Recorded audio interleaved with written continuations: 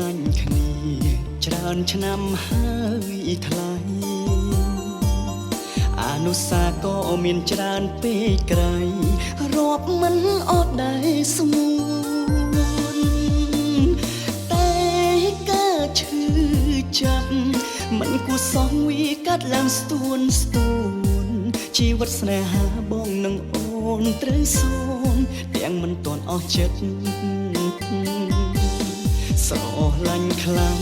ងក់ងោក៏ខ្លាំងឆ្លុះគ្នាក៏ច្រើន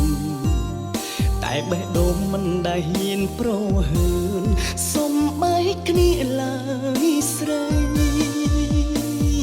អូនប្រើពីបែកក្រោយពីមានងត់ទៅមានអ្នកទី3បេះដូងដូចហាំងធ្លាក់ដល់ដីពេលលឺស្រីអូនស្ដីយ៉ាងនឹងបែកពីបងសុំអូននេះល្អពីបងខ្លាផងប្រាប់គេថាបងស្រឡាញ់រូបអូនខ្លាំងណាស់បើប្រងម្នាក់នោះមិនស្មោះត្រង់ហ៊ានទុកអូនចោលប្តីផ្ដាំប្រាប់គេឲ្យច្បាស់ថាបងមិនលើកលែងឡើយបែកពីបងសូមអូននេះយាយល្អពីបងខ្លាចទៅ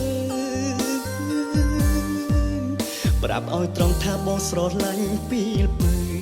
មិនសាវ៉ាបើសិនថ្ងៃណាមួយគេធ្វើឲ្យអូនរស់នៅរងទុក្ខសូមអូនកុំព្រួយជីវ៉ាសងសាចានៅចាំអូនត្រង់នេះ